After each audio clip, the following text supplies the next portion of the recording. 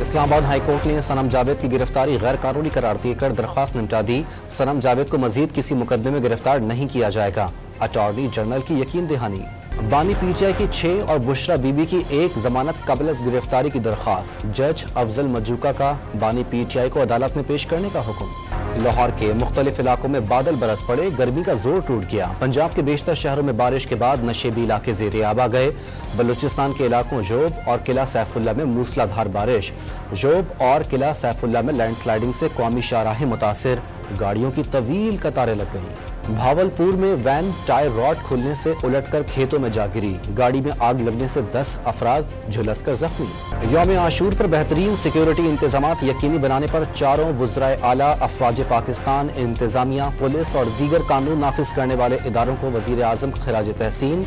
बेहतरीन क़यादत की वजह से मुल्क भर में यौम आशूर पुरअमन तरीके से पाया तकमील तक पहुँचा। शहबाज शरीफ का बयान। अमरीका के सदर जो बाइडेन कोरोना में मुब्तला हो गए। तमाम इंतखाबी सरगर्मियां मुअत्तल कर दी। सदर जो बाइडेन कोरोना की वजह से मामूली अलामात हैं, वैक्सीन लगा दी गई। अमरीकी सदर ने करंतना इख्तियार कर लिया। दफ्तरी उमूर अंजाम देते रहेंगे। तर्जुमान व्हाइट हाउस की तस्दीक।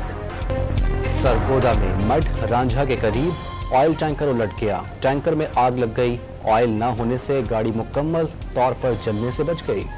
और पाकिस्तान स्टॉक एक्सचेंज में तेजी का नया रिकॉर्ड। कारोबार के दौरान 100 इंडेक्स 81,660 की रिकॉर्ड पर पहुंच गया।